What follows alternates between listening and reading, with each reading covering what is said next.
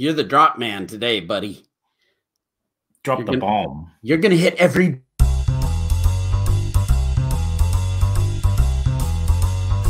It's that time again. It's the Berkey and the Badger Board Game Babble Show. It's going to get wild. It's going to get wacky. It might even get a little zany. We're going to talk about board games and the board game industry. And, you know, we might talk about anything else we want to talk about. Hey, it's Berkey and Badger, episode 76, locked in. And welcome, Babbleites, to the good kingdom of Babblot and your honorable King Berkey, the host of this elegant podcast that is streamed live on YouTube, direct from Babblot and SteamYard, and with my co-host, the gesture, the mocking man himself, Sir Badger of Babblot. That'd be me, Your Highness. Greetings to everybody. We're both wearing our geek shirts, baby. Look at that. That's very strange. Oh, baby. That's very strange. I've done one video this month. Well, I've done two videos technically, but I put this on because I knew I was doing a video today, and so it was like... I love this shirt, though. It's got that softer cotton fabric. Yeah. It's a little stretchy, and that helps my bulbous nature.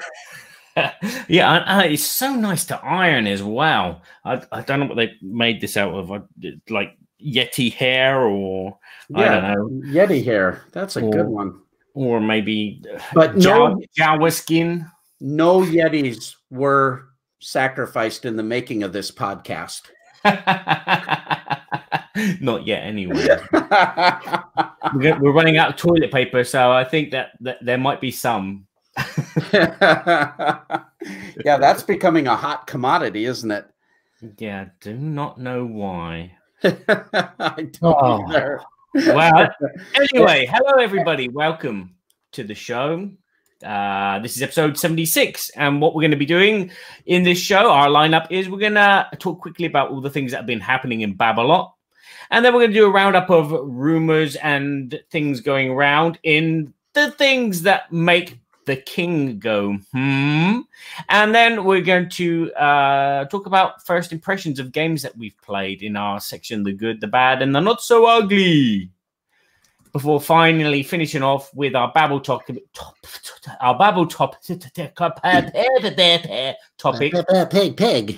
about things that you do when you're locked in. Oh, things that you do when you're locked in. Yes, and this is a live stream, so you can find us on Facebook and YouTube, streaming live. So if you have any comments, please jot them down, because I can do this, and we can say hello to Kabuki Kid. Kabuki Kid is in the castle. And we can say hello to Rick Ortloff. Rick, my good friend, I've been thinking about you. How you been doing? And we can say greetings to Board Game Theater Game Toppers person. Oh, that'd be yes, I didn't know who that is. That guy's crazy. He should run for president. No. That would not be good.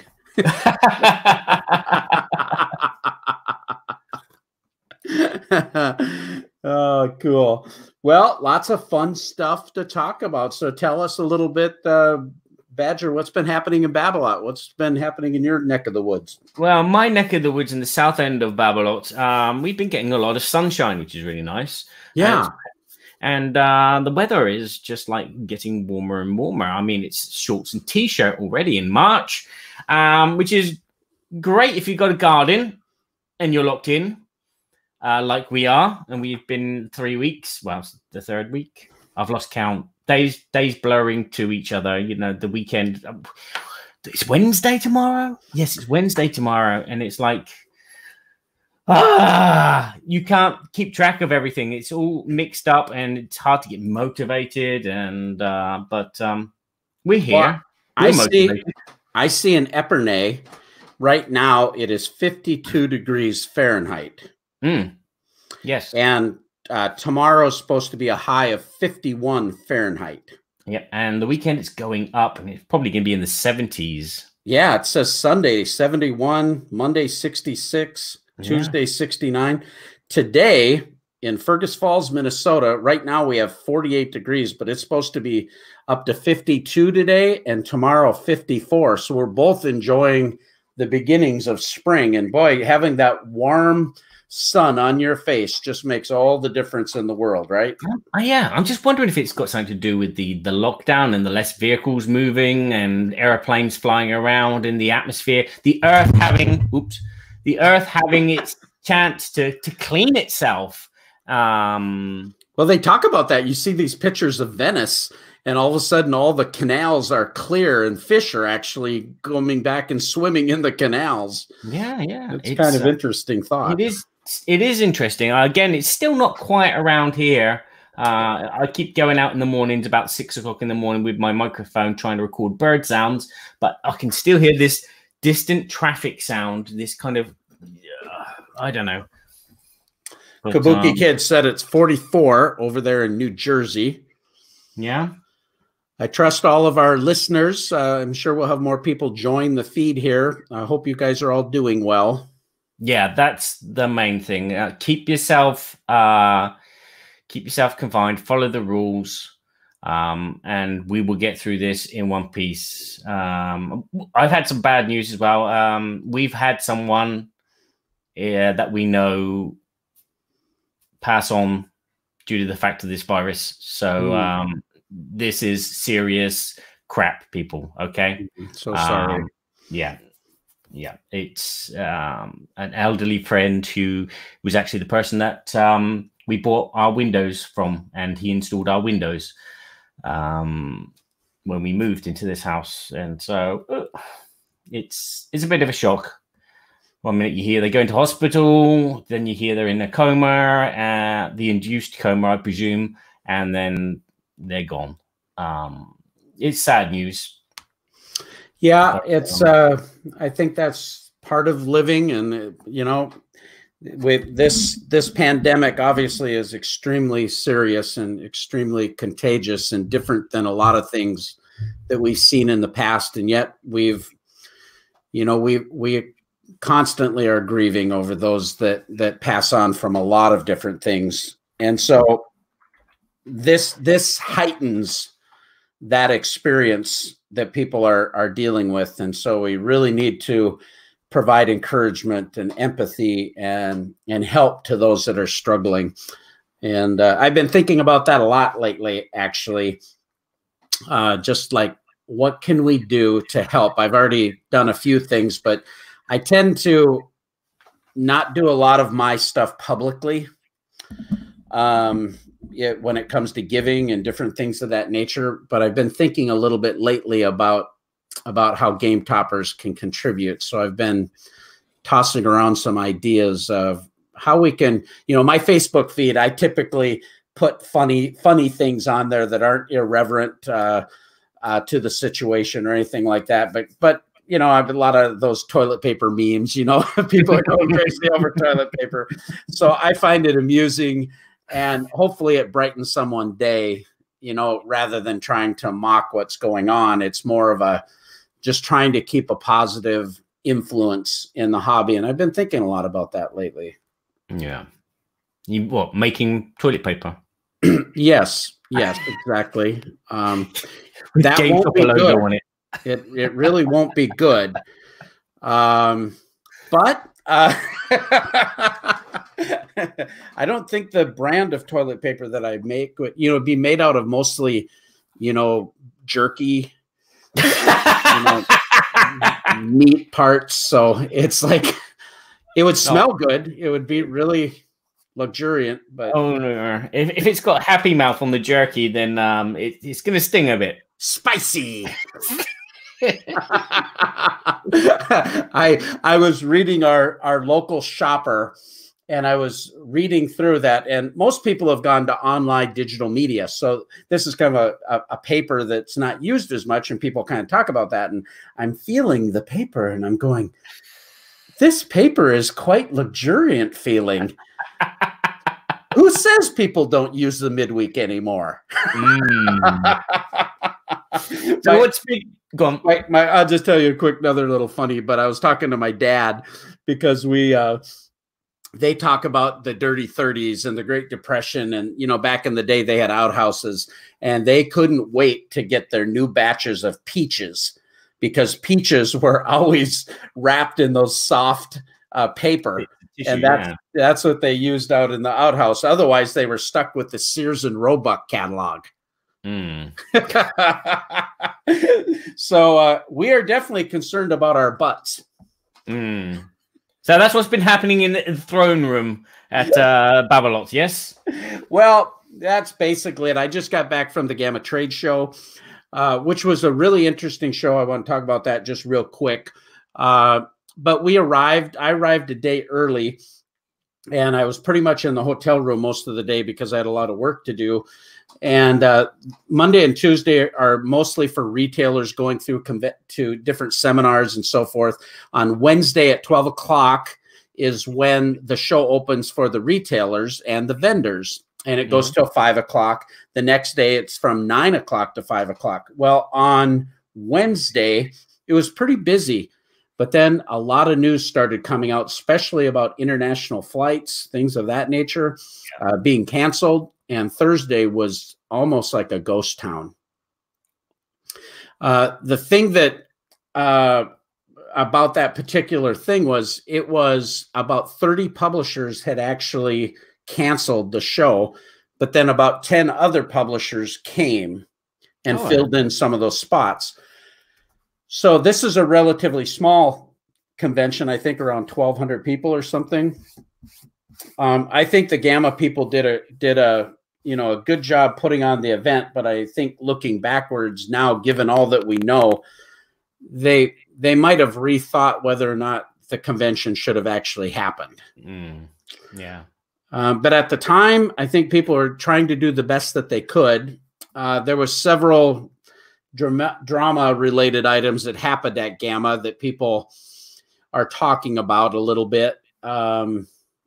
It's just kind of interesting how when our life gets shaken up, how that shakes up everything, right? Yeah. I mean, again, going back to February before Cannes, the news was getting worse and worse, and then it started coming to Europe. And then I started developing a cough, and I was thinking, oh no, I'm going to be working for Board Game Geek and I'm going to be ill. And I'm like, oh, this is the worst. And I was just waiting for that message from Scott or Lincoln to say, we're not going to Cannes now because it's getting serious. And I mean, even at that point, that was a very early stage, but yet Cannes still carried on, although the film festival is cancelled and everything else. Everything is being cancelled. Even stuff in July and August is being pushed back due to this outbreak. Yeah, the UK Games Expo, we were planning to go at the end of May, and that's been now postponed until the end of August. And we have actually a new sponsorship with them. We're putting 300 of our Game Topper game mats in the board game library area for the open play. And really enjoyed working with Richard Denning and Tony and the people there. And, this is so concerning. This is a major event for them. And without this major event, they basically could fold up, so it's really significant. And yet, of course, we have to do what we have to do to protect people. And then there's a lot of legalities that go into contracts for these huge venues that people are on the hook for. So canceling a convention is not an easy decision. And thankfully, I think what's happening with most of the governments are coming out and making these requirements, which allows them some contractual benefits to, postpone or not be on the hook for that venue, so to speak. But it's tricky. I'm not an attorney and all of those kind of things, but it's not an easy thing to make these decisions. No. But the main thing is people are not worrying too much about the money and worrying about the lives more, which is the important thing. The health and security of everyone is should be and always should be and always will be your friend. Should be what's the trick? Oh no, the needs of the many outweigh the needs of the few. Exactly. That's the one. I will be your friend always. Can I touch your face now? Just my huge hands. Huge. Yeah, it's interesting. I think Gamma is in the situation now too that they have to think about origins in Ohio. I don't know what the state of Ohio specifically has been doing with their lockdown orders. The state of Minnesota just issued the edict that went into effect this last Friday night at midnight that they are asking for non-essential people to stay in their homes until the 10th of April. I have a sense that that's going to get extended probably till the 30th, based on President's recommendation through the 30th as well, nationwide. So we'll see how it all evolves. I think there's going to be a new venue, and it's going to be in the Antarctica where there are no cases. And so, like, all the events will be there because nobody's infected, and it'll just blow away like snow. Yeah, I hope so. I think June 20th is when Gamma is scheduled, if I remember right, or 18th. But I doubt that they'll be able to do that soon.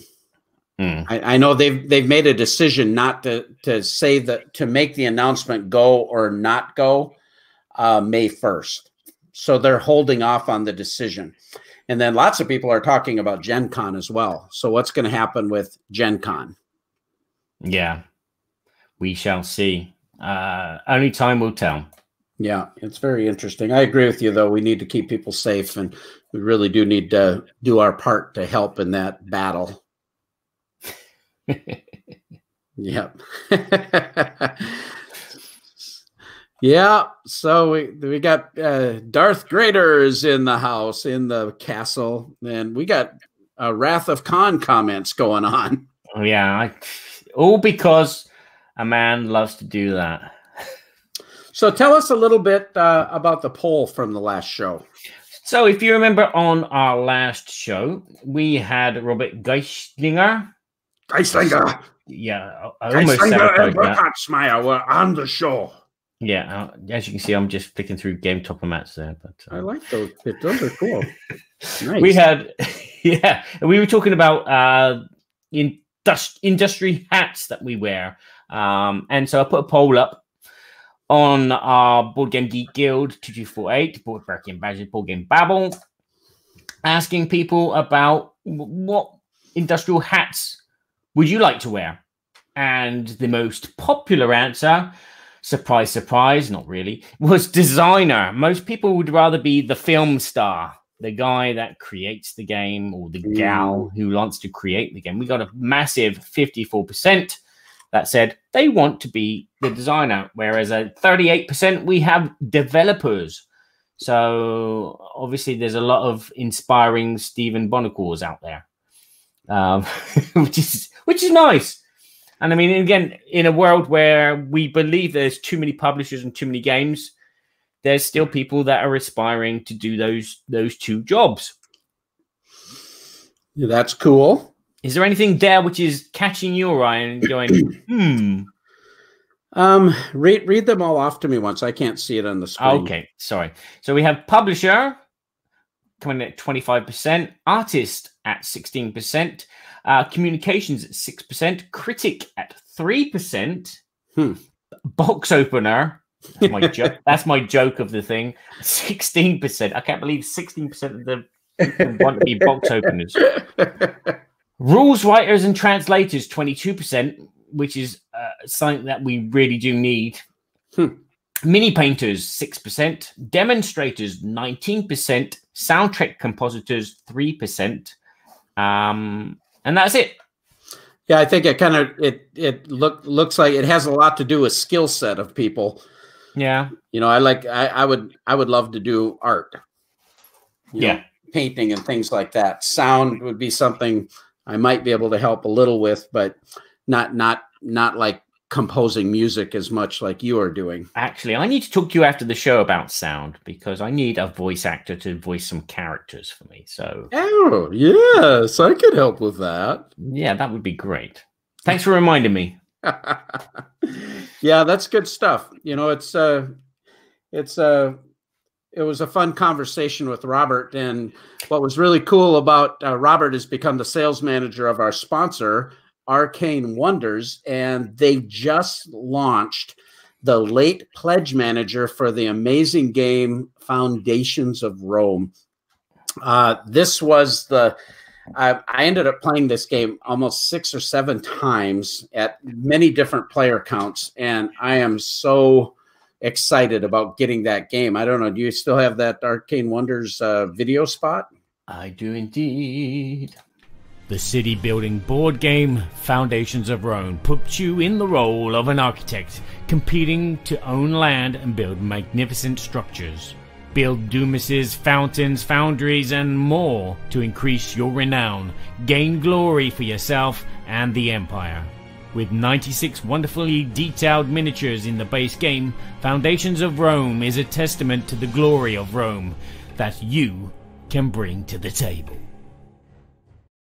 There it is in all of its glory. And Game Toppers, we're actually doing a Foundations of Rome Roman-themed mat. And I got to tell you, it's from the artist Jaroslav Radecki, who did our Viking theme mat and our Scythe-inspired mat and the fantasy mat. And this mat is unbelievably gorgeous. It's got the Colosseum, and you could play viticulture on it and all kinds of Roman-themed games, but it has that art style from the actual game Foundations of Rome. And I honestly, Arcane Wonders is our sponsor, so take it for what it's worth. But it's the funnest game I have played in a long time. I just think it's fantastic.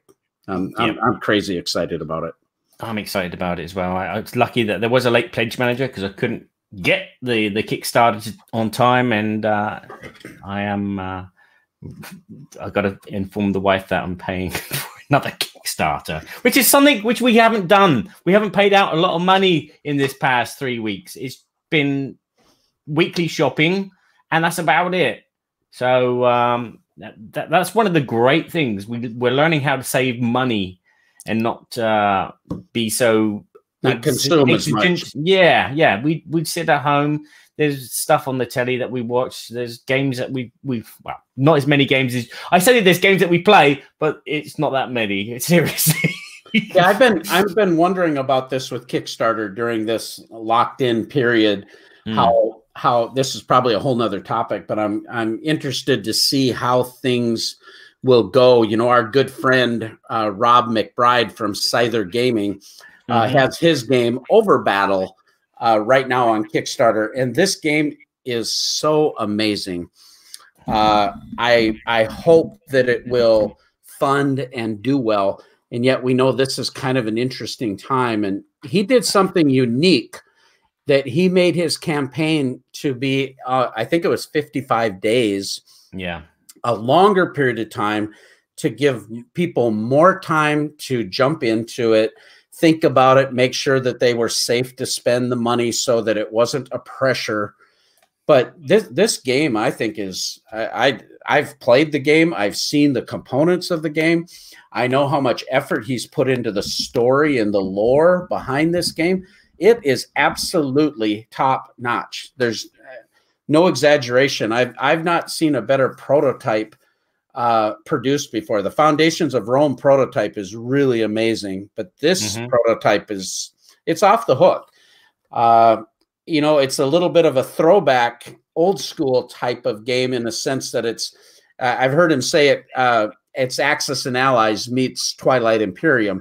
You know, you can play it in 2 to 4 hours, but it is kind of a dice chucker, but it has a lot more interaction and negotiation and interesting things that are happening with the game. So I really think it's fantastic. I really hope it does well for them, but this is an interesting time that we're living in. Precisely. And can people afford it? We hear about in the States that, you know, 300 million, not 300 million, 3 million people have declared unemployment. And, yeah, and it's like people are struggling to pay for their homes or their rent. It's really sad and depressing to hear that. It's a shame that the world just can't push a pause button on the economy and just everyone just stops what they're doing. Everyone locks themselves in. No exchanges of money anywhere. It's just, you know, one big pause. Like when you're playing a board game, you're playing Agricola, and then all of a sudden one of your players has got to go to the toilet. But the other players can still have their turns. But, you know, there's no, yeah. But anyway, I digress. Well, I think it's interesting because our late pledges at Game Toppers, you can still late pledge for a Game Topper. And prior to Gamma, our sales were really brisk, and it's gotten pretty slow. And I totally understand that. You know, people need to be more thoughtful. And, you know, frankly, people are uncertain. And there's a certain amount of, you know, fear that can go along with that. And maybe a good fear, you know, that, you know, we need to pay attention now for a time. You know, I really think this thing, we are going to work through this thing. Oh, yeah. And better days are ahead. They absolutely are ahead. Fundamentally, things are still good. And I really believe we're going to come through this shining, and we might learn something about ourselves, and we might take away from this time deeper thoughts that help our families, help our communities, help our countries. And so ultimately, I think this is going to turn out for good. I really do believe that better days are ahead. But right now is a difficult time for a Kickstarter. And I know Come On has got their new game Ankh, which is in the trilogy from designer Eric Lang, Blood Rage, Rising Sun. This is a huge game, and I'm not sure how we'll do. No. So Don has joined us in the castle. Yes. He must have had his cape caught in the port cutlass. He apologizes for being late. He apologizes. Yes, sire. Yes, sire. Kiss the ring. Kiss the ring. The ring.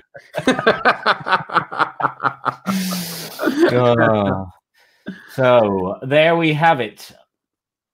Well, I think we're ready to move on to our next segment. Things that make you go,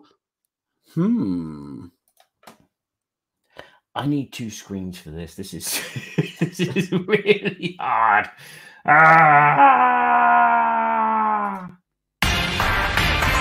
This is the Board Game News, where King Berkey reflects on some of the current things happening in the board game industry. Some may be good, some may be bad, but they're all things that made our king go,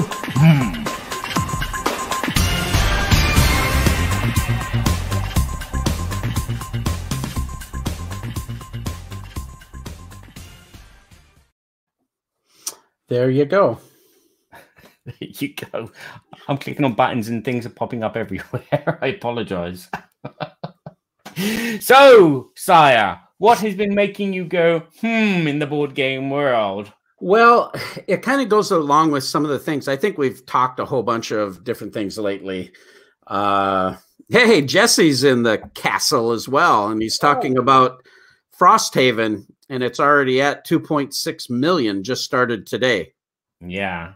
What's his excuse for being late? Jesse?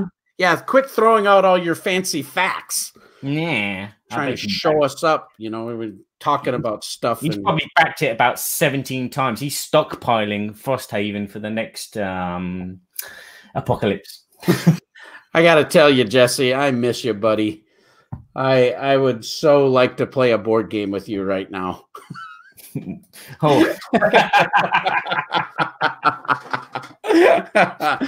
So that said, things that make us go,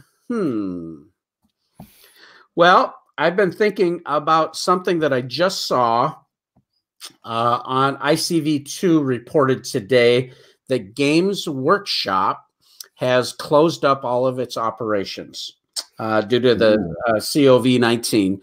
and they are temporarily closing all their shops, this kind of thing. Yesterday, I went for a walk, and I was listening to the Board Games Insider podcast with Stephen Bonacore and Ignacy Cevicek.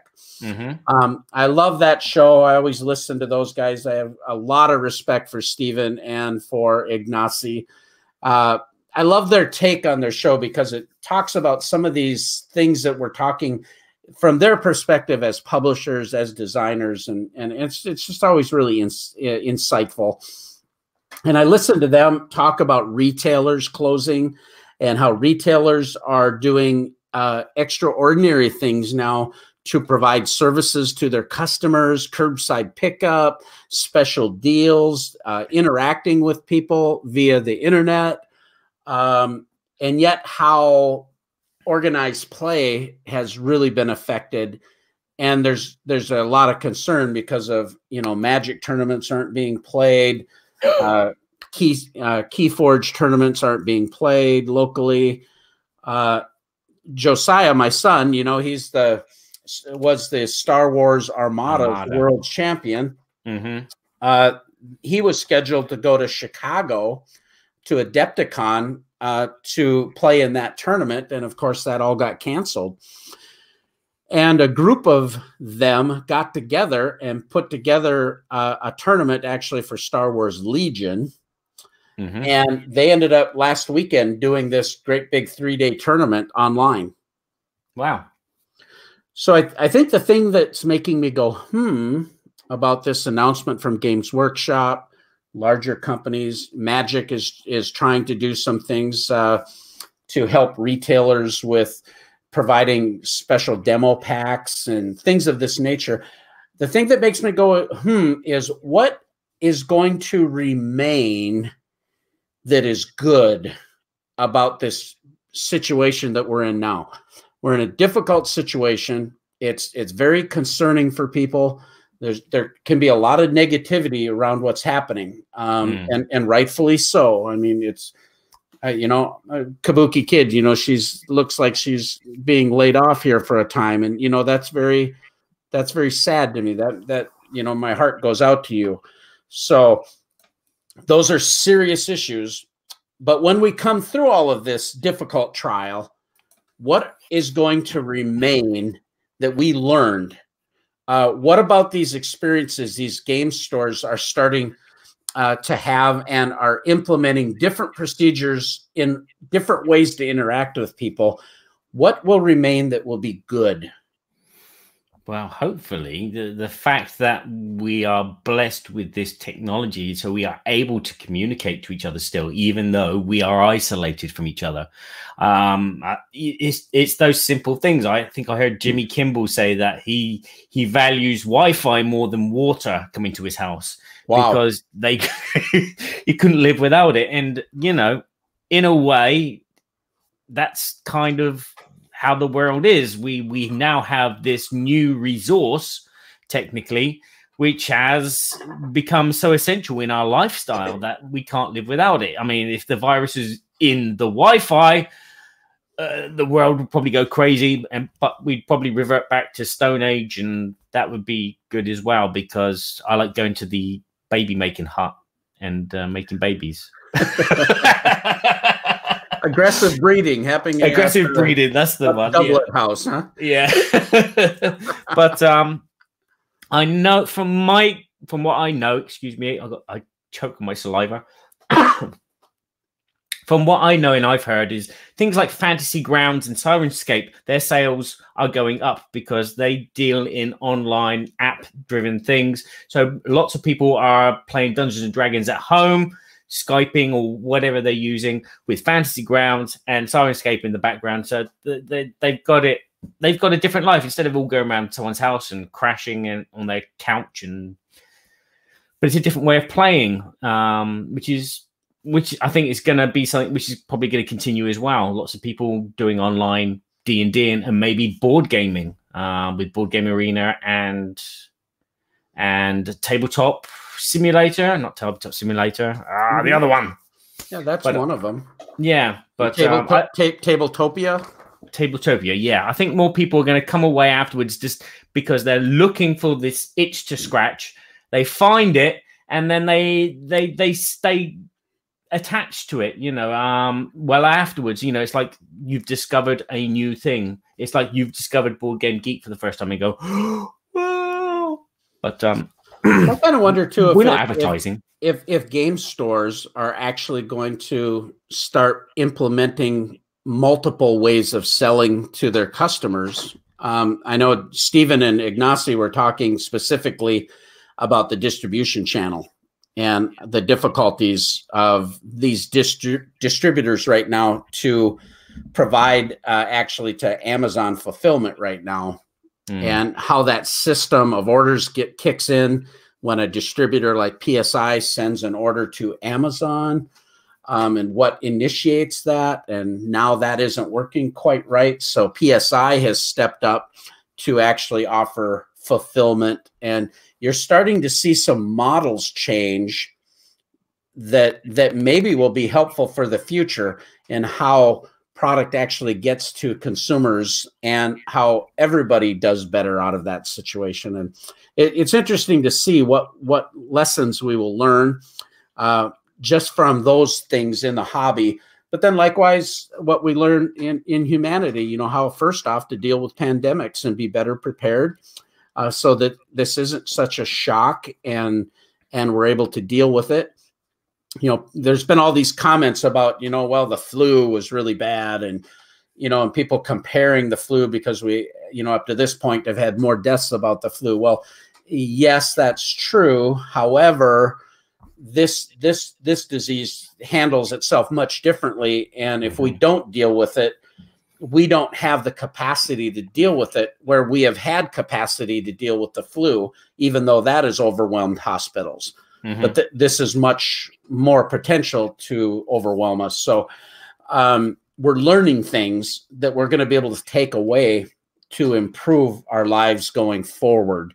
And I think the board game hobby is going to improve. I think a lot of us are very grateful and not taking for granted the precious moments we have to play games with our friends that right now we can't do. Yeah, as Econ Kelly has mentioned in the comments, I was amazed by how many people are refinding board games.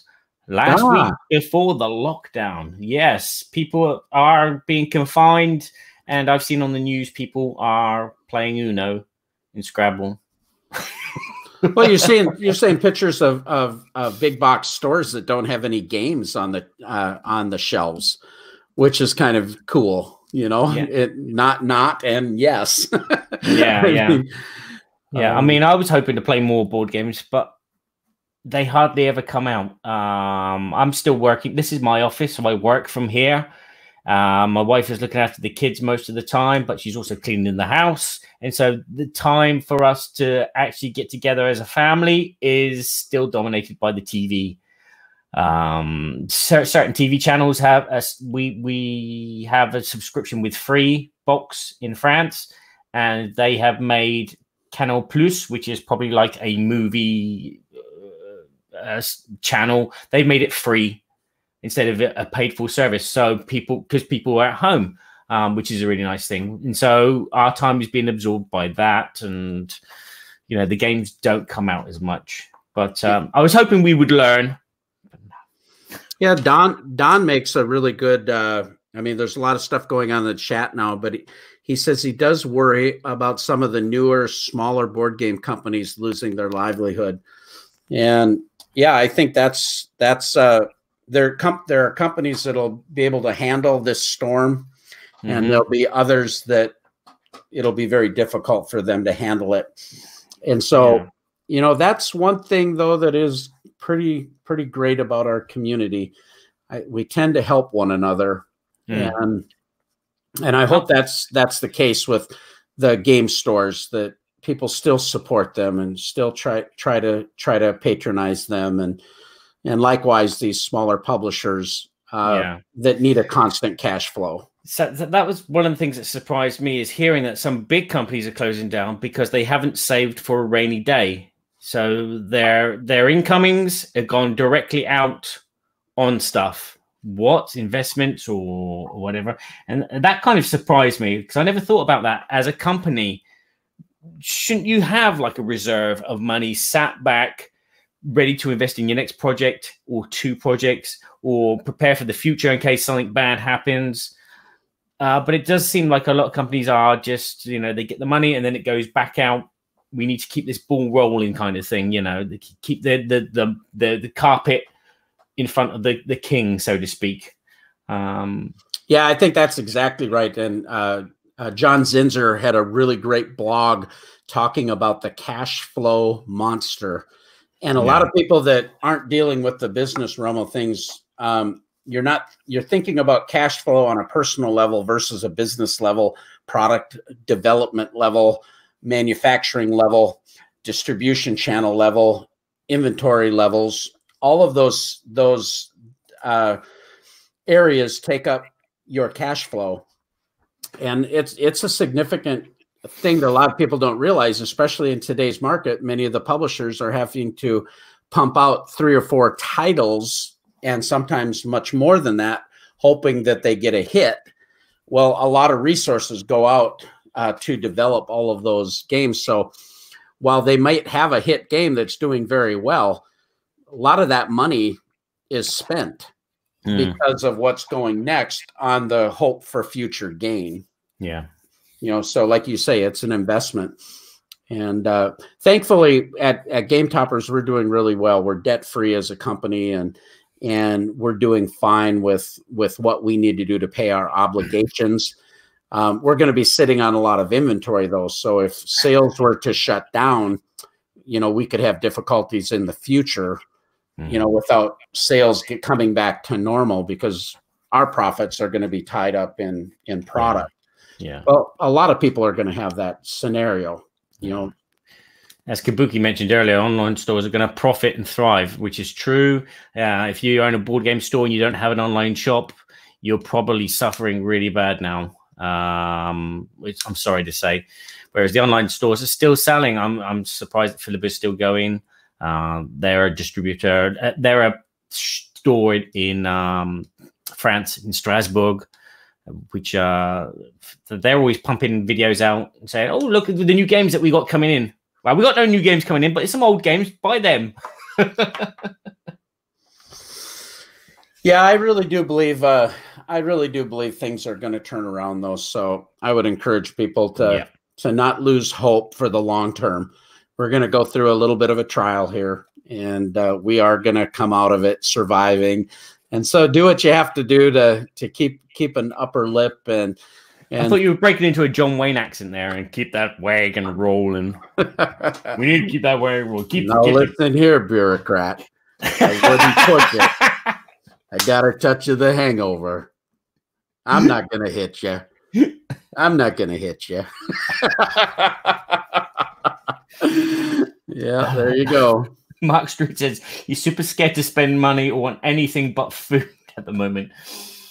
What about toilet paper? Toilet paper. Yeah. Hey, Mark, how you doing, brother? We got rule books. If we run out of toilet paper, we got rule books, badly written ones that we can use. Which one's the worst one we could use?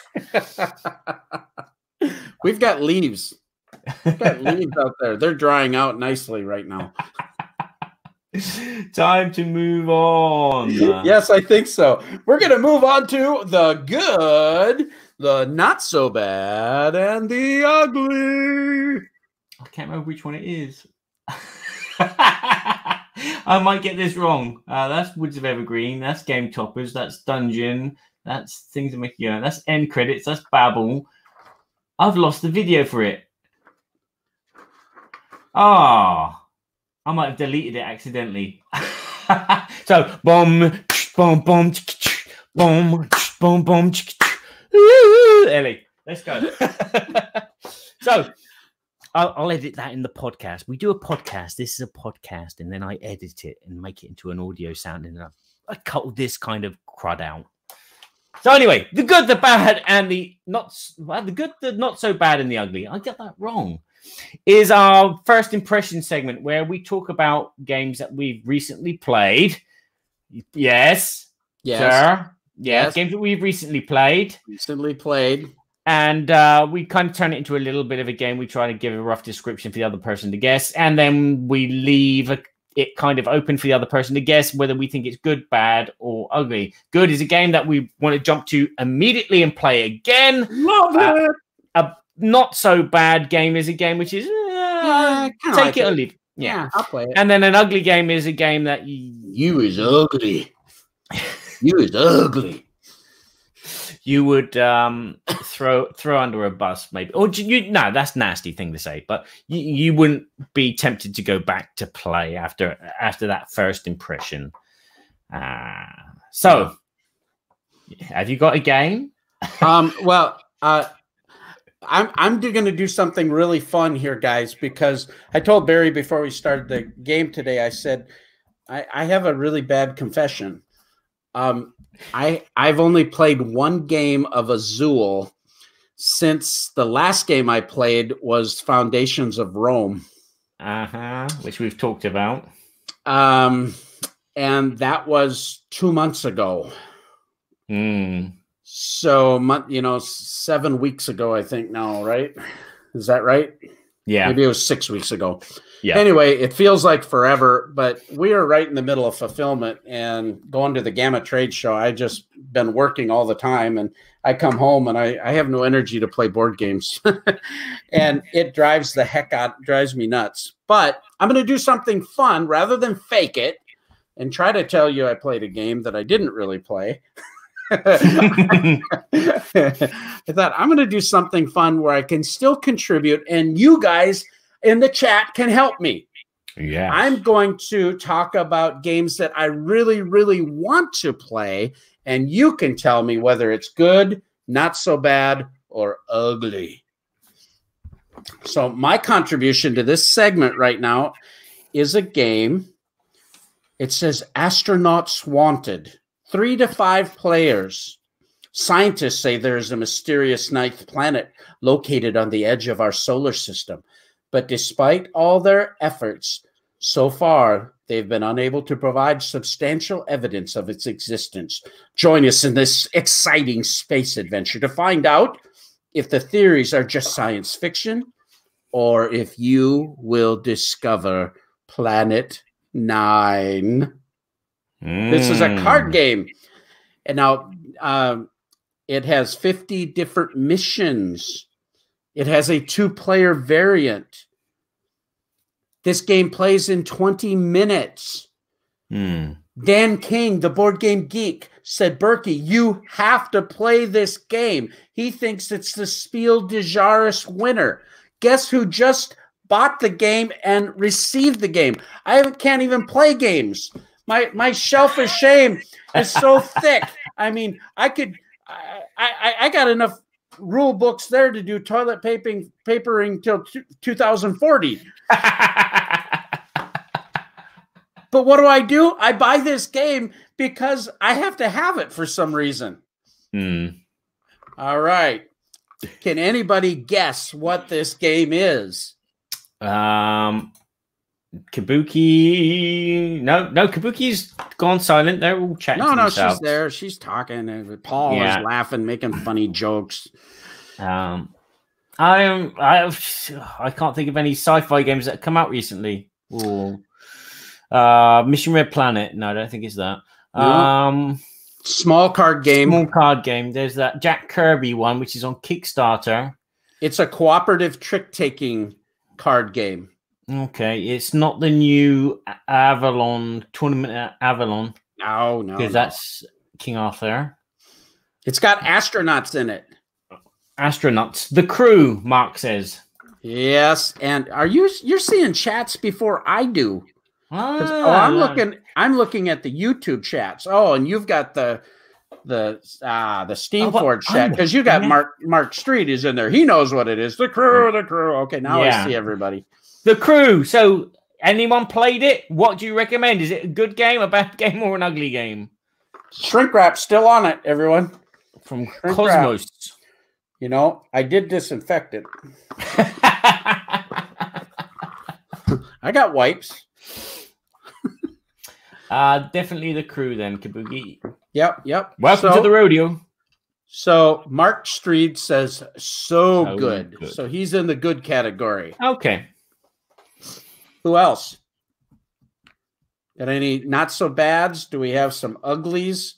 Or is everybody going to jump in and say good? Or maybe you haven't played it yet, like me. This just basically started coming to the United States by Cosmos. Okay. You know what? Dan King said it was amazing. What I think you should do is say the game name before giving a description, and that gives people time to write little messages. No, that's not the way I'm doing it.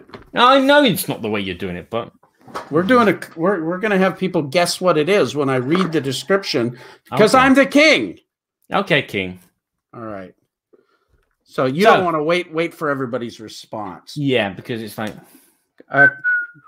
okay, Rob says he's not played, but it looks good. Kabuki said she doesn't like trick-taking games. Well, there you go.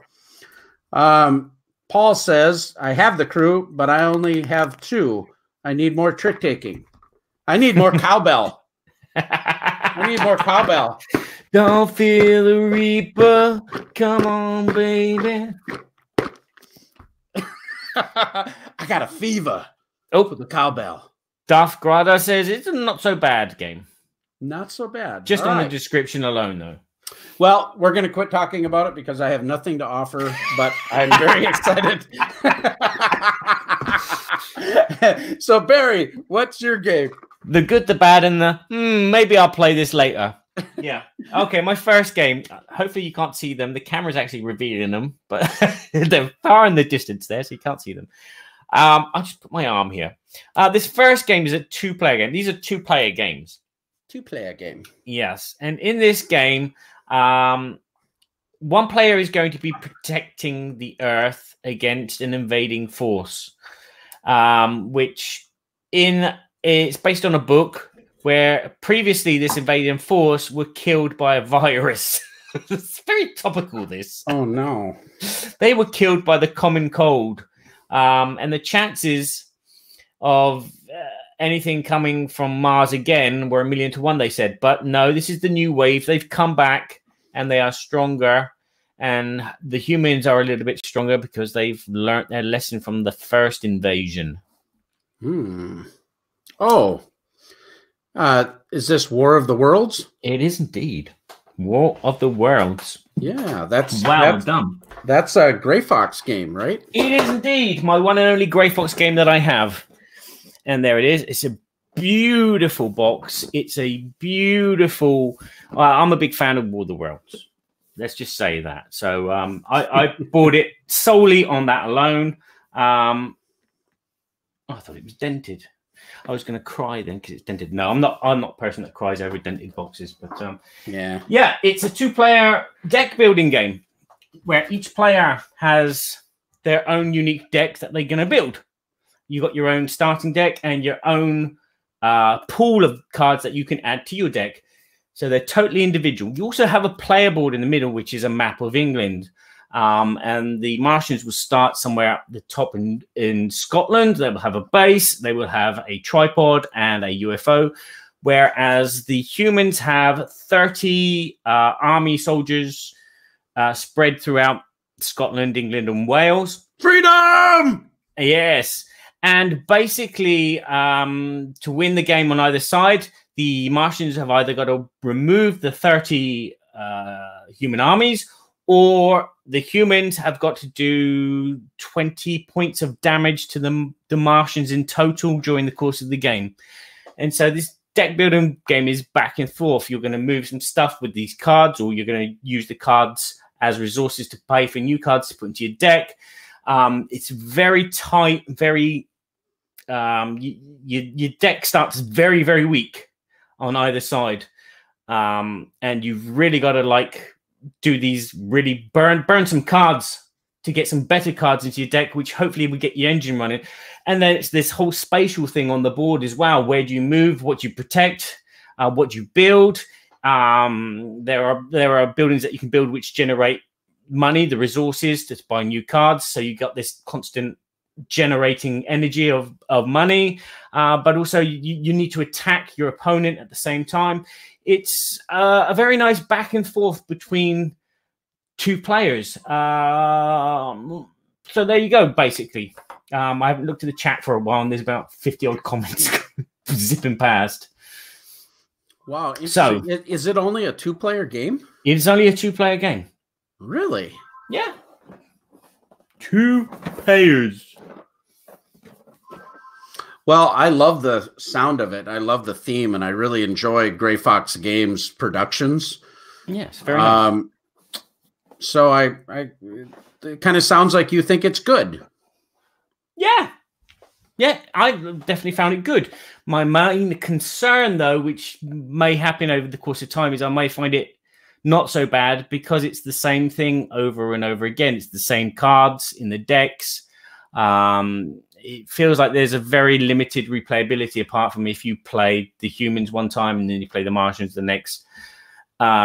It's definitely a very good deck builder. I really much enjoyed it because you really have to think about not only the cards in your deck, but also, as I said, this area control of the map.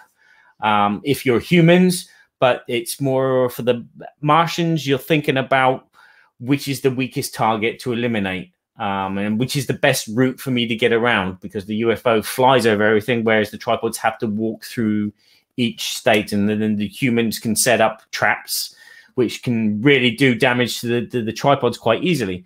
So yeah, I really enjoyed it, but I am, as I said, worried about future plays. Will it be as fun?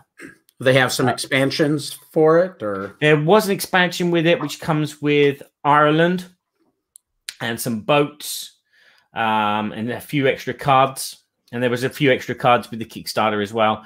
But once they're all mixed in, and we've played solely with the expansion in, once it's all mixed in, you can't feel the difference, so to speak. So, yeah. Well, that sounds really good, actually. It is good, but I think it's going to be a game for like a couple that are going to be playing it regularly, and they're going to go back and forth to try and beat each other each time, rather than an experienced player playing against a novice player. Because I think. So Jesse Shaky, you should buy that game, and then we should play that, and we can be a couple playing games. You know, Alex, he'd give you one, wouldn't he? Alex isn't there actually anymore. Oh, he's not anymore with Grey Fox. No, it's Lance Meister is working for them now. Well, you know Lance even better than Alex. Yeah, I probably could reach out to Lance. Yeah, so there you go. That was one of my play that games. Funky aliens. No, it's dun dun dun. All right. Well, okay. Everybody's got to help me out. I'm just going to do one more. I'm going to do it much quicker, and then we'll get to the real board game reviewer here to give us words of wisdom.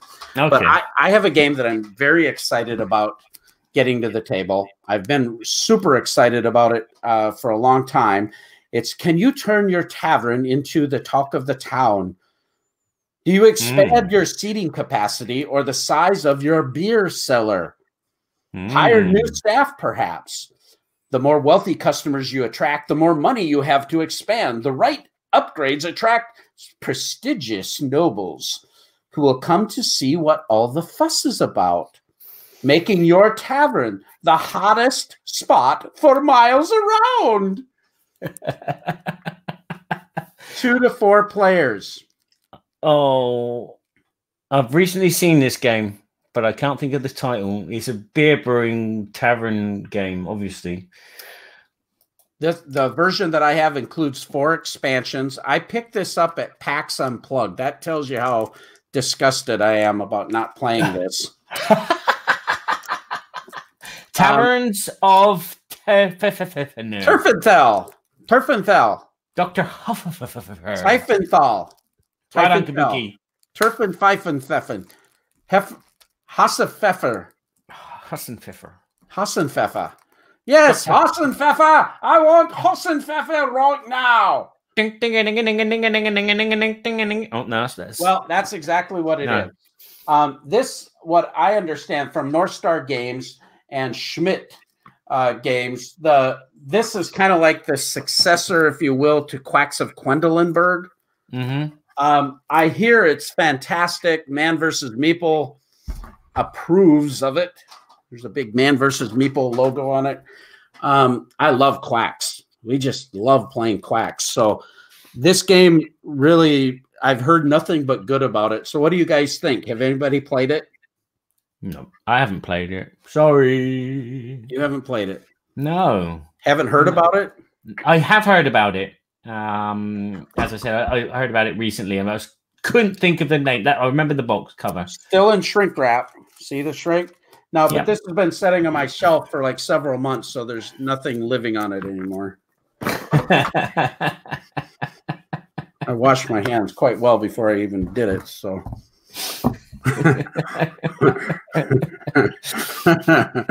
I could go for a ham sandwich right now. Yeah, I bet I could as well. It's dinner time. That's a chat reference for those that are listening to this after the fact.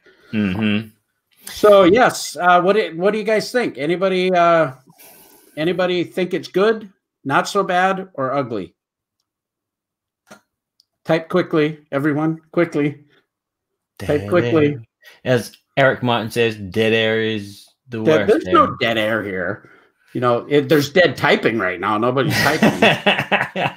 You know, it's nobody's played this game. Come on, this is like a really popular game. Mark Street, you know better. He's checked out on us. He showed up, but then he checked out on us. We'll see if that's true. He got one question right, and I thought it best just to leave with that reputation of getting one right. Yeah, everybody's got it in shrink wrap. Could we just play a stinking game already? Yeah. All right. Well, Taverns of Tiefenthal, I'm super excited about it. I'm going to say it's good because I know of all the people that have played it that told me how good it was, and I guess we'll find out if it's right. But that's my first impression of my not playing it. That's really bad, isn't it? Yeah, it is. Yeah. All right. Well, there you go. We're not doing this again. Berkey needs to play some games. Yeah. All right. So tell us your next game. My next game is another 2-player game only. It's a remake of a previous game. It's the same mechanisms, apparently, but it's been rethemed to Under the Sea. Under the Sea. Under the Sea. Basically, each player will have a deck of cards. There is a board in between them. They will have a hand size. I cannot recall how many cards, but every turn they will play a card into its located zone under the sea. Maybe they'll play a huntress. Maybe they'll play a dragon, a sea dragon, or they'll play a sea cucumber, or whatever it is.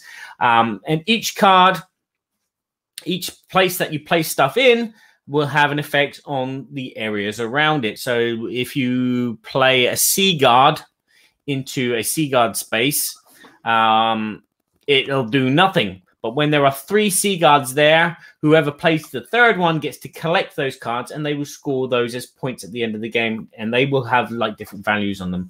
The huntress will hunt for different things. So if you play, I can't think, a sea octopus, for example, and then someone plays a sea huntress next to it, they can then take all the cards which are in this pile of sea octopuses. So if many have been played, this is great bait. So this game is about placing cards, but at the same time, being careful where you place them, because you don't want to let the other player scoop up the pile next to them, or scoop up that pile with a big lot on it, so to speak.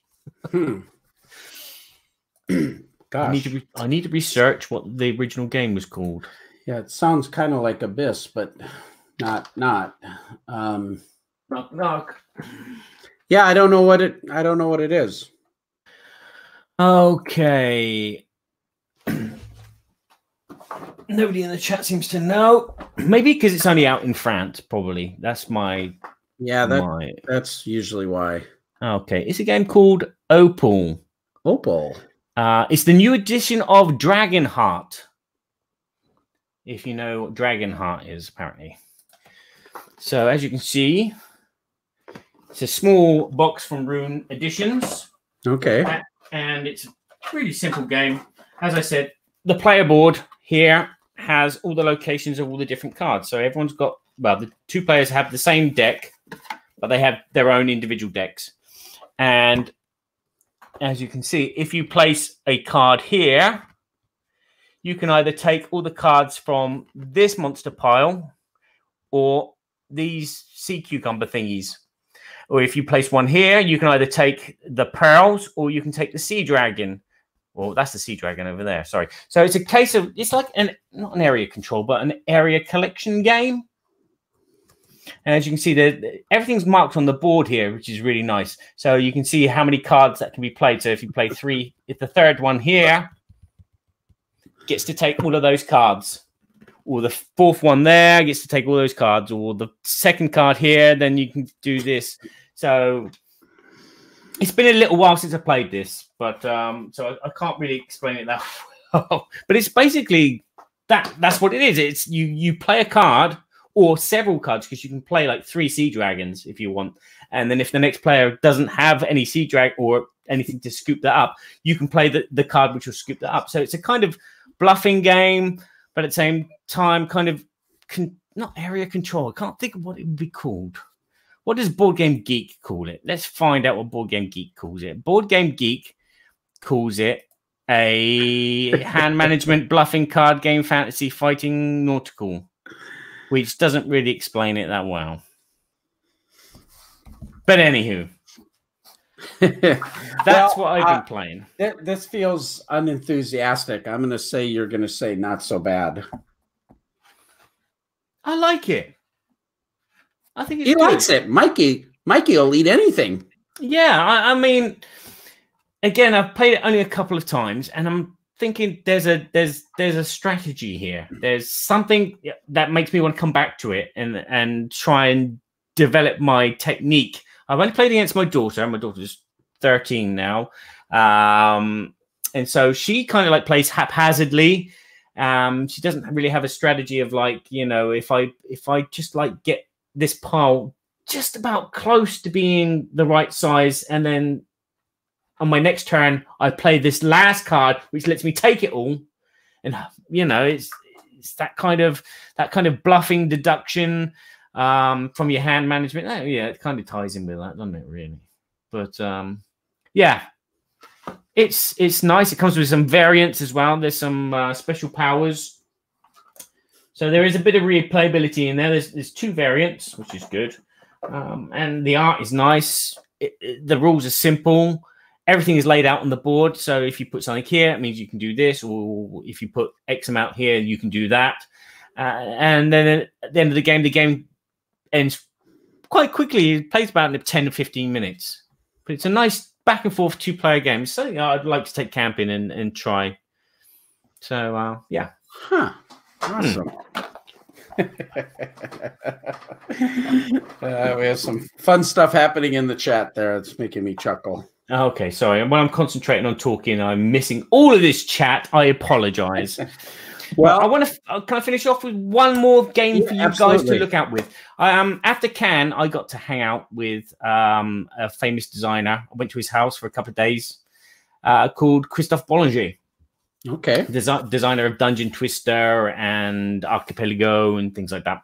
Okay. And I got to play one of his games. Well, I got to play 3 of his games, which are still not published. But there's one that's apparently coming, hopefully soon, which I really, really fell in love with. I did really, really bad at it because that's what I do. I just follow the rules and not think about strategy and think about the theme more than the strategy. But in this game, the players will be building up a kind of archipelago. And this game has deck building and it has area control. And it is so superfluous. It's so simple that within the first couple of rounds, you will know everything about the game.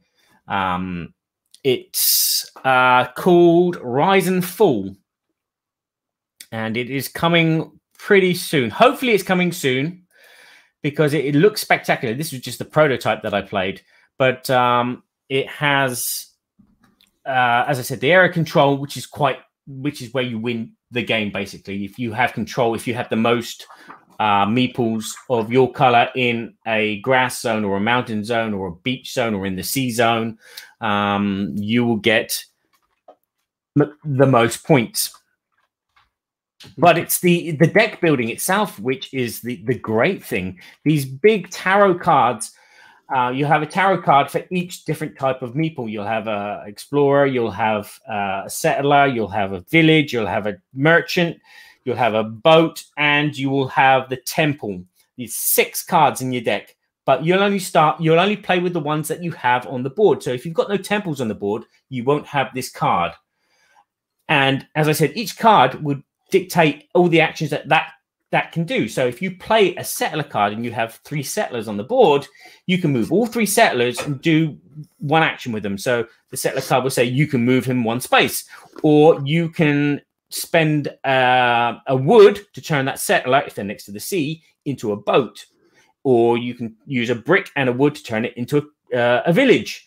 And so there's all these different things that each meeple can do. And I was blown away by this game. It's going to be. I've already just said this recently about another game, but it's going to be the new Settlers of Catan, I think, for this era. It sounds like it, except you got deck building in it. Yeah, it is deck building. But as I said, it's area control, so it's kind of like the War of the Worlds one. You're playing a card and then moving stuff on a board. And it looks beautiful. As I said, this is just the prototype. Is that kind of like Trains? No, it's kind of Settlers of Catan. There's no trains. As I said, there's settlers, there's explorers, temples. No, I mean the deck builder game Trains. I haven't played. Sorry. Okay. Yeah. It was the second one. They came out with the first one. I'm forgetting the name of it now. It was a little while ago. Automobiles. But then they brought out Trains, and it actually had the board where you would you do your deck building. Yeah, that was the Trains, Planes, and Automobile trilogy, wasn't it? Yeah. It was the second one, I think. Yeah. But yeah. But first impressions of that. Boom. That's mind-blowing. And that's coming out to Kickstarter is the thought? No, it should be a published game. Okay. But it does depend on what Ludically does. It might be a company that dissolves due to this crisis, which means that Christoph will then try and self-publish it somewhere.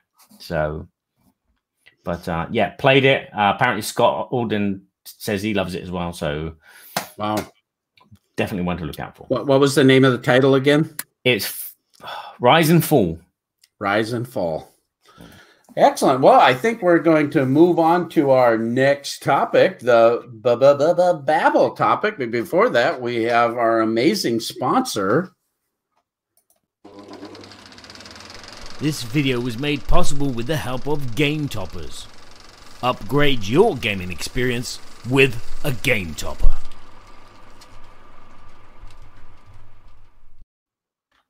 There you go. You can still get in and late pledge and take advantage of all kinds of special Kickstarter packages that are still available. We're about halfway through our fulfillment.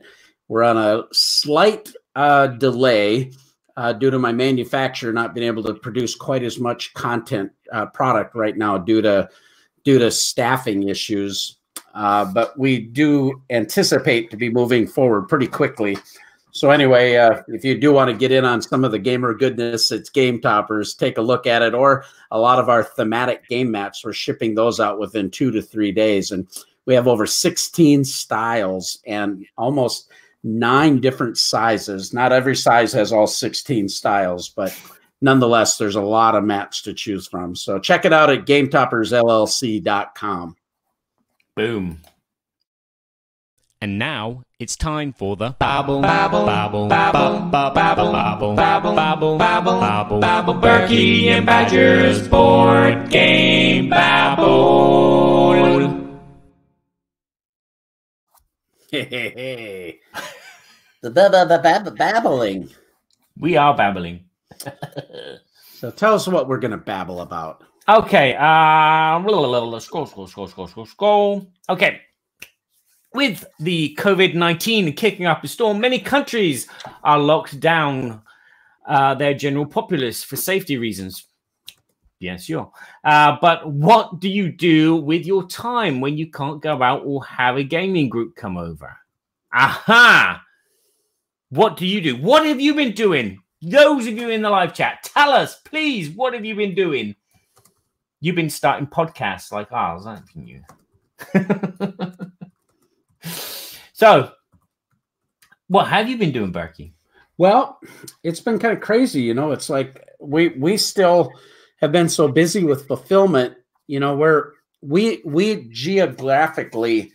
You're still working. Just say you're still working. I'm still working, but you know, for us, we live in rural Minnesota. I have a 5,000 square foot facility that basically 2 of us are in, and we're apart from one another, really not having interaction with a lot of people and or anything else externally. The UPS driver comes and picks up our order that's outside, and you know, if we have to sign for something, we use our pen. You know, so we're practicing safe distancing measures and everything we can do to be safe and use common sense. But we live in a rural area that it's like going to the park almost, you know, going to the shop. So at this point, we, you know, my backers, this is crazy, but we've had a lot of them. They feel like we absolutely are essential services. They, you know, we're right in the middle of our backing of getting our toppers out to everybody, and we're doing so fabulous. Things are just flying through, and you know, we've had a few speed bumps with a couple of things that we've had to work through, but overall, man, we're getting product to people. And then all of a sudden, this all hit, and now it's starting to have some rippling effects, and it's because my supply chain is having the problems more than I'm having the problems. Yeah. So that's causing us to regroup. And when you're doing fulfillment with a software like BackerKit, and you have the complication of so many products like we do, and partially fulfilling some products because some products are still coming, it gets incredibly complicated.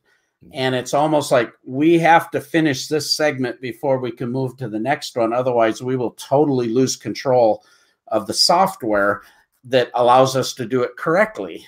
And it just becomes very complicated. And so we've been working through a lot of things, trying to get the right information from all my suppliers so that I can properly update people. And that's been my primary focus this whole last week. I work from my home. I have 2 offices above our garage that are 22-foot by 15-foot offices. You're not claustrophobic then? No, this is pretty much normal. You know, I go over to the shop time to time, but Josiah mostly runs all that stuff. And we have a temporary worker, Joseph, and my wife helps out over there as well. So, you know, we're being smart about it. We're not running around town. We're not gathering in groups or anything like that. Mm-hmm. But for me, life is still pretty busy and pretty hectic with just work-related things. Next week, things might change. We might have to shut down for a little while. Yeah. We're still waiting on that information. We don't feel like we're being civilly disobedient, you know, to the governor's orders, because we're out in a rural area where we are not doing anything that would harm anyone else or coming in contact with anything that would. So we're being smart about it, but that's kind of where we're at. Yeah, and I myself am a bit like Don, who's getting the garden ready. I've just put a greenhouse up, like a tent greenhouse, and then it blew over the other day with the wind. And but again, living in a rural area, I don't feel the effects. There's not so many cars driving past our house. There's the kids constantly craving your attention when you're trying to work, which is a nightmare. But I put them to good use. I started sorting out my board game collection. Yeah. And putting them into order, which this is a great time to do that. I gave it all a dust. Let's really explore that. Let's talk about that. What does that look like? How you put together your gaming collection and how you store your stuff? Yeah, well, basically, my game collection was kind of stacked by publisher.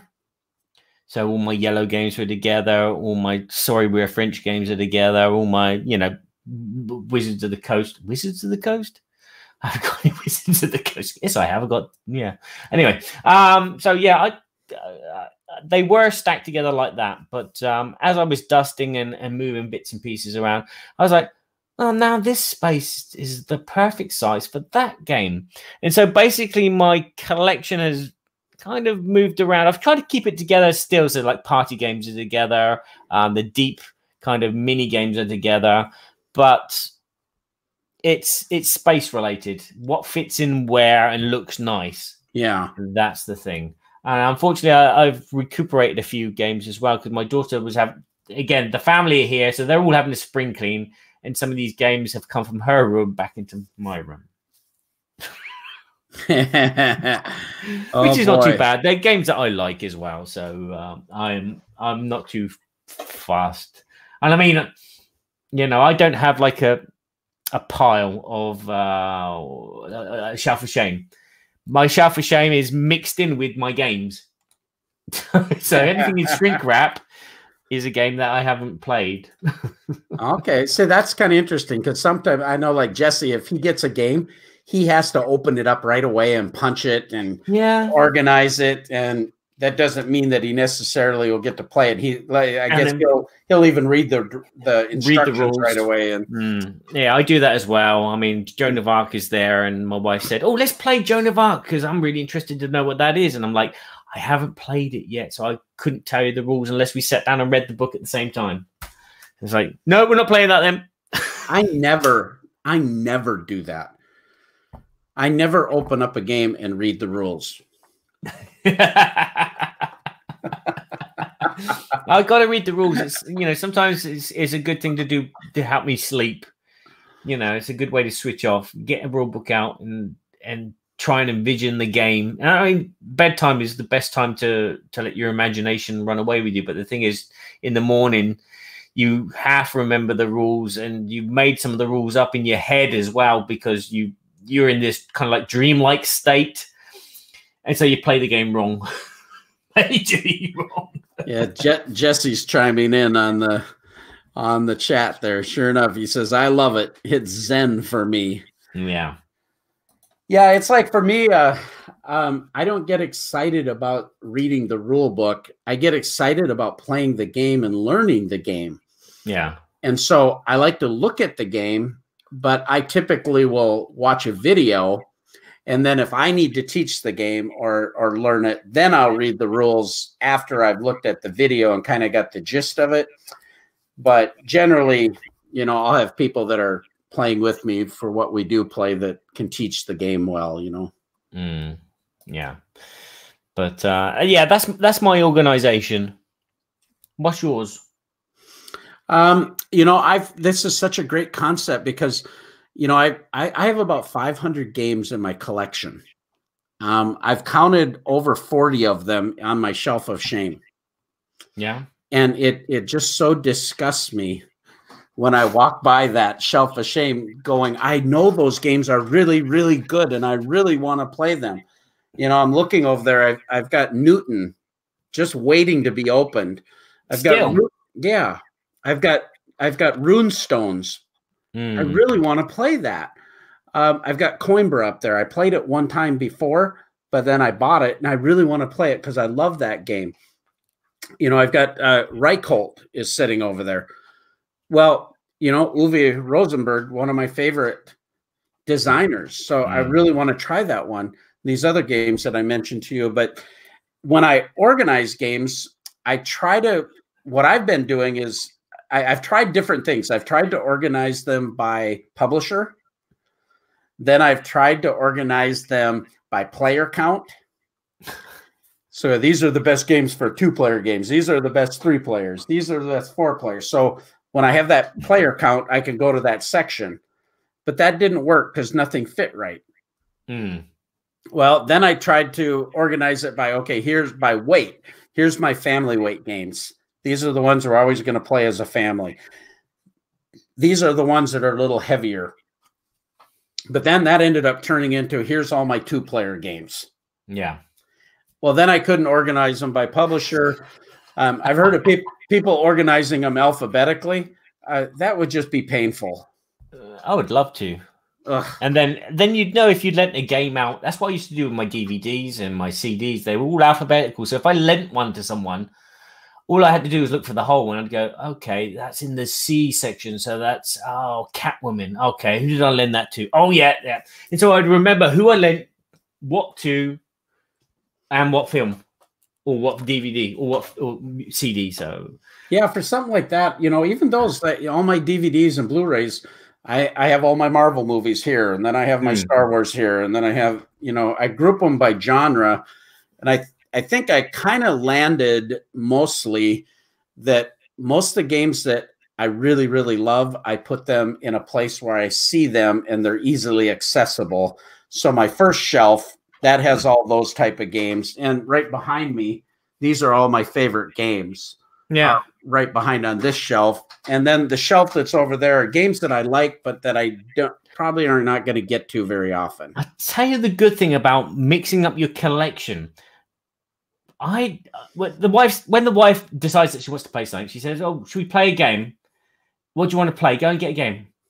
I say, "No, you choose because you're the picky one." So having all the games mixed up, she will come back with not just the one game that she likes playing, but a few games because she's curious, because the box art and because it was next to that game that she likes. So it's like a kind of like an ad sale, so to speak. She goes into the room. It's like the other day, she came back with not just Prestige, but she came back with Queens, and she came back with Genti, or whatever it's called. Okay, Gentis, yeah. Gentis. And I was like, okay, yeah, that's great. We've got some other games to play. Although I haven't played Gentis, it's just been given to me. And I was like, okay, we don't know how to play that, but we played Queens. That was another game that I forgot we played. But yeah, mixing it up is great. It's like fishing. Go on, wife. Go and find a game that you like, and she'll come back with different boxes every time. It's really good. That's why she wanted to talk about just like on a level shelf. She's like, "Ooh, Joan of Arc. I didn't know you had that." Yeah, I've been thinking about it. What do you think about type of shelving units to sort and display? Whatever you got. I just use whatever I got. I've been to IKEA so many times. I've got different units, different shapes and sizes. So I mean, use whatever you have, or get rid of it and buy IKEA stuff, which everyone else is doing, because it does hold it really well. Yeah, I know people love those IKEA Kallax shelves, and you see so many of them. They're nice and uniform, and they're black, and it's kind of cool. But I know a lot of one little trick that I got, since widescreen TVs became prevalent, there was all these entertainment systems that had the square openings for the smaller TVs. Oh, right. And then it would have shelving units for your hi-fi stereo system. Well, I picked up a couple of these solid oak cabinets for like $50 each, and they work fantastic. Wow. And that's actually what I use for the majority. This corner shelf that I have back here, it's all solid oak, and it was basically a TV unit. And this is what I use for all my favorite games in the corner behind our game table. And I like it a lot. Wow. Yeah, that's another good thing. Again, the old cabinets as well hold the old games, because they're always like a weird shape. Yeah, right. Like my Heroescape and Axis and Allies and Shogun and Fortress America. I got all those big honking boxes up on top. Okay, so other things that we can do while we're locked in is play online. I was watching the news the other day, BBC News, and they were doing an article about things to do, and they actually mentioned Board Game Arena, and they said many people have been jumping onto Board Game Arena. In fact, Board Game Arena has been struggling because the amount of traffic that they've been getting. I just heard that, and they just were talking about this on Board Games Insider, that they're not allowing any new subscribers because of that. Yeah, Yeah, and basically they're putting priority to those that actually, they do like a pay for service or whatever. Yep. So they are getting priority over everybody else, which is, I don't know, is that a nice thing or a nasty thing? I don't know. I subscribe, but I haven't used it in a long time, so I wonder if it's still active. Yeah, I subscribed as well, but again, I haven't used it in a long time because we used to play Stone Age on that together. We did, yeah. When we first, that was years ago. We should do that again. Yeah, if we have an account and see if they will let us. Do you think it'll work? We can try. We can try. We'll have to find out if we actually have if we still have accounts. Yeah, and then there, of course, there's the tabletop simulator, which I think is a paid-for service. If you're playing on Steam, this tells you how little I know about it because I've not been on Steam. But can you play multiplayer on Steam? I've got it, but I haven't used it. Yes, you can play multiplayer over Steam. Yes. Okay. What am I talking about? There's another idea. Yeah. So using Steam with the tabletop simulator is another way. Has anyone used that? Possibly. Or just play the board game on your table in front of yourself over Skype with your friends. What about solo? If I'm not a solo gamer, but what do you think about solo play games? Well, what better time than now? Because so many games come with a solo variant. I mean, I keep thinking, have I got time to break open Seventh Continent and go for an exploration? And it's always, no, I've got this to do. All the kids come in and they start doing stuff, and it's or it's we've got to clean out something or whatever. Oh, I got to go in the garden. All these other things which distract me. But in this day and age, we have so many solo playing games. Why not? I'm sure someone is profiting. I know that Christophe Bollinger is profiting off of his collection of comics. He's now starting to read he's got a very large library of comic books, and he's a big comic book fan. And he's spending his days. This is a perfect time to do that. So yeah, you've saved up all this stuff, and now the rainy day is here. You're locked in. You can't go out. What do? You start reading your books. I have that Finding Nemo game called Nemo's War. And Jamie Keggy from the Secret Cabal, he loves that game. Thinks it's the best solo game out there. And I'm like, if things slow down where I don't have to keep working, or if I, I'm not looking for time off, but so I really don't have time off, and my time off is kind of recovering. Yeah. But I'm wondering about that. Yeah, I mean, I just recently received Rallyman, and that can be played solo, and I had a go with that. Excuse me, and it was fun. But the game for me solo is always Seventh Continent, because of the story, because of the exploration, because of the decisions that you make. That's a game that I can get easily lost in. How about Viticulture? Viticulture is okay. It works with the automaton, but it's not gratifying. I don't like playing against current scores or certain. In that game, you've got to surpass a score limit each turn to win, and then it's kind of like Agricola as well. It's like each time you play, you've got to do a bit better. You got to do a bit better. You got to do a bit better.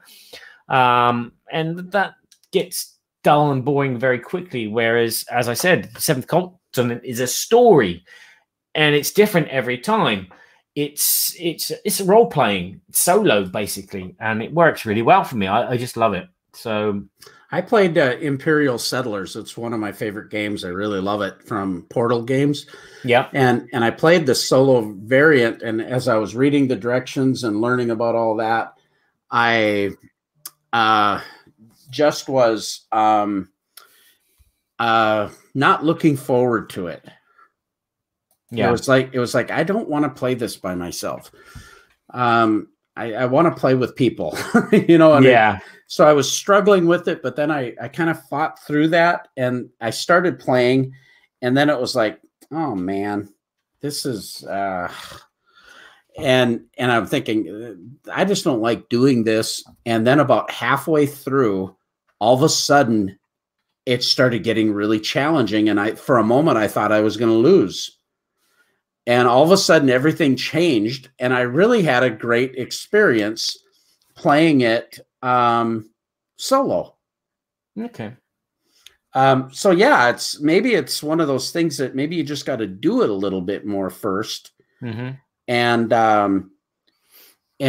then you get into that a little bit more. But I think I'm more of a people person. I don't want to go play a game by myself. So yeah. I like the challenge from having a human opponent that can, you know, you move left, they get in your way. Instead of, you know, you could go anywhere. That other character, you go left, and that character does whatever the deck says. Oh, stand still. It doesn't fit thematically with some games. It doesn't create a challenge in some games, and sometimes it does create a challenge when it's just random card draws which temper, like Seventh Continent itself. You're drawing random cards, and it's sometimes those random cards can be slaps in the face every turn, or they can be, you know, oh, we'll give you a gold piece of chocolate. Oh, we're going to give you a fresh fish here, you know. So it swings and roundabouts, solo gaming. Huh. It just depends on what you like.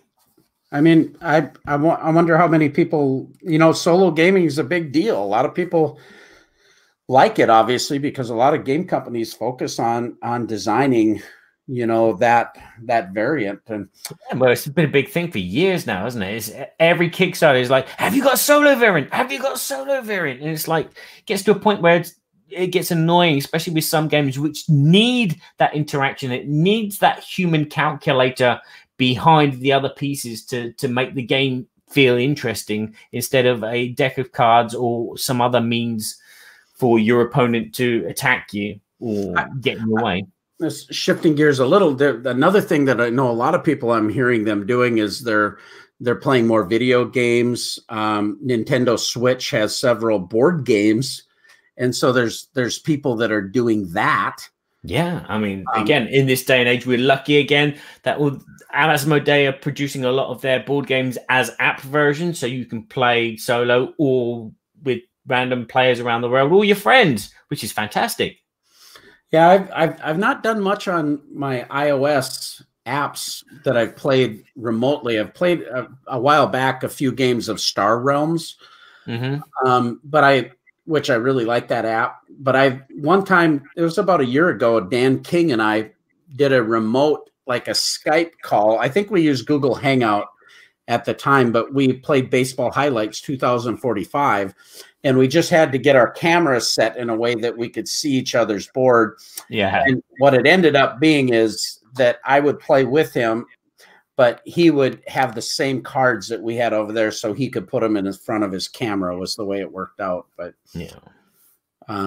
Yeah, so that goes back to this Skype thing, this tabletop simulator, which is great. And me, it's Fallout 4 and Skyrim.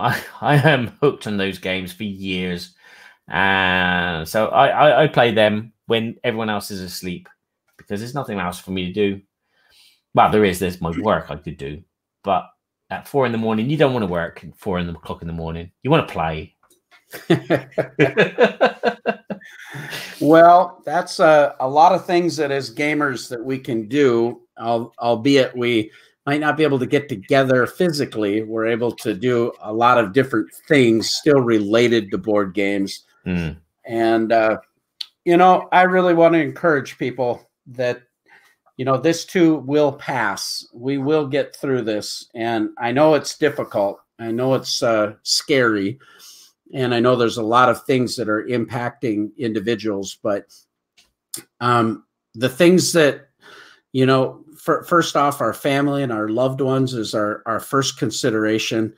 and then the things that we do to enjoy the times together. And now we're doing it a little bit differently, but we can still engage with technology. We can still engage with doing what we're doing here on the podcast. We can engage with applications where we can connect with one another, and FaceTiming. You know, my daughters are sending me pictures of the grandbabies regularly that are really bringing, you know, a little bit of light and joy into the situation. And we continue to, you know, can encourage one another in these times. So I think that's a big thing too. If you're struggling being locked up. Yeah. I've never phoned my mum so much. It's like 3 or 4 times a week. Really? Before it was like twice a month. Yeah. I'm a bad boy. Well, and I think we're finding out some things maybe we're too busy. Yeah. And you know, I've been doing a little bit of self-analysis myself, because my job has just become so consuming, and a lot of things that I used to love to do, I just haven't had time. And trying to reevaluate how to fix that a little bit. And you know, I know I'm in a unique season with the company, but a lot of people struggle with keeping their priorities straight, you know, and the things that are really, really important. And family. Family is important. And I think too, one of the things, like we're having several comments in the chat, just people saying, hey, this is really good therapy. And, you know, mental wellness is really important, just as important as physical wellness. You know, that you have a diet that helps you physically and you're getting the right amount of rest physically, but our mental health is likewise important. And to do some of the things that will help encourage you, engage with other people. There's all kinds of different groups now. You know, yesterday I went for a walk and I listened to a little bit of a podcast from Blue Peg, Pink Peg, and then listened to Stephen and Ignacy, you know, and it kind of reminded me of those good times I had mowing my lawn, listening to podcasts that I haven't been able to do for a long time.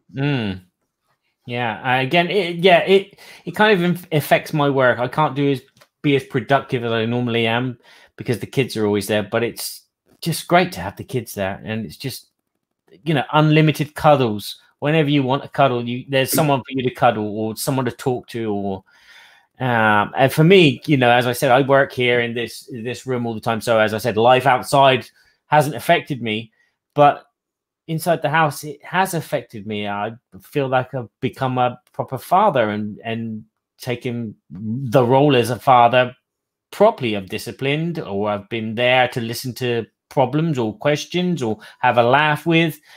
And it feels great. I'm enjoying this. I'm profiting from this. Unfortunately, probably a lot of people won't be profiting from it, feeling that you know, feeling it's bad when it's not bad, or actually it is bad. And I do feel sorry for you if you've lost your job, or you're gonna lose your house due to this, or you're not being able to afford to pay for food. Again, you know, it is bad for you guys, and I hope that it does turn around. But I don't know. I don't know if it's just the luck of the circumstances that I have, or it's just my mentality, which just kind of always looks on the bright side of life. Yeah, I think you know, I generally do have a positive outlook, but I honestly feel that things are going to get better. We are going to have better days ahead, and that's not, you know, hyperbole. It's not I could be wrong. You know, we could be headed for longer periods of times, you know, that are difficult, but I really don't feel that way. Honestly, I honestly believe good days are ahead, and we can rely on one another. And this song has been running in my head for several days. I've been thinking about it. I thought about even going down and recording it, just because it's been hitting me in a profound way. But do it. Do it. Lean on me. Oh, right. When you're not strong, I'll be your friend, and I'll help you carry on. For oh, it won't be long till you're gonna need somebody to lean on. So just call on me, brother, when you need a hand. We all need somebody to lean on. You know, that's Hopefully it. That's how be good. we can rely on one another. And I gotta be honest, if anybody is struggling or if anybody is having a difficult time and you need someone to talk to, man, reach out to me, email me, call me, and I'd be happy to talk to you. I'll take the time to spend some time with you if you need some encouragement. I mean that with all my heart. We're all in the same dog, dude. Just go and talk to anybody. Just talking about it will make you feel better. Even if you're talking negatively and you're feeling depressed, other people can relate. So yeah, exactly. And likewise, you know, I'm in the same gig. If there's times I have, you know, I'm just like y'all, you know, I need encouragement too. And there's times that I'm able to just call people and just say, yeah, I just needed someone to talk to. There you go. Needed to bounce some ideas off. You and I have done that so often before, Barry, where we just said, hey, you got time to chat? And we just lift one another up. Yeah, we do. You definitely lift me up. I'm not going to sing that song, though. It just went through my head. Yeah. I can't believe it. It's like 4 years since I last heard that song. And it's, no. Anyway, so we will thank you again for joining us. Don't forget to check us out on our Guild Board Game Geek 2248. That's the one. You can find us also at boardgametheatre.com and boardgameseverybodyshould.com. And obviously this YouTube channel and our Facebook page and our Twitter page, Berkey and Badger, Board Game Babble. And the Board Game Geek Guild, number 2248. Yeah, and the Facebook page and the Twitter page. Are you going to put up a poll about how people organize their games? I will do that. That'll be a very good poll. Thank you very much for suggesting that. That's cool. Yeah. And we'd like to thank our sponsor, Arcane Wonders. You can still go in and late pledge for the Foundations of Rome Kickstarter. Go to arcanewonders.com or go to our Kickstarter at Arcane Wonders Foundations of Rome, and you can take advantage of that, still get in on it for a few months. And our good friend Rob McBride from Scyther Gaming has this fantastic epic space battle called Over Battle, the All War. I'd encourage you to go take a look at it. Some fantastic videos from Mark Street from the Dice Tower previews. Quackalope did a fantastic video as well, and Jimmy Hudson from the Board Game Closet. Great video. I loved all the videos, really showing the depth and the environment and just everything about this game. I'd encourage you to go take a look at it. Even if you can't pledge now, things might look a lot differently in a month and a half from now, and you'll still be able to get in on it, which is really commendable of Rob to do it that way, because it's agonizing to do a 60-day campaign. Trust me. But he's doing that to give people maximum ability to check in. And so I'd encourage you to take a look at that if you haven't taken a look at it. And again, if you'd like to late pledge for Game Toppers, you can still do that as well. And we're going to be hopefully fulfilling all of our stuff here within just the next 4 to 6 weeks. So we're excited about that. We're a little delayed right now, but we're not anticipating that to last real long. We'll see. But right now we're hearing reasonably good encouragement. So, and if you like pina coladas, you like pina coladas. Got sunshine in the rain. No, that ain't the way it goes. Na na na na na na na. If you're not into health food, and you have half a brain. Who's that remind me of? Thanks for watching, guys. We'll see you later. All right, everyone. So fun. Thanks, Barry.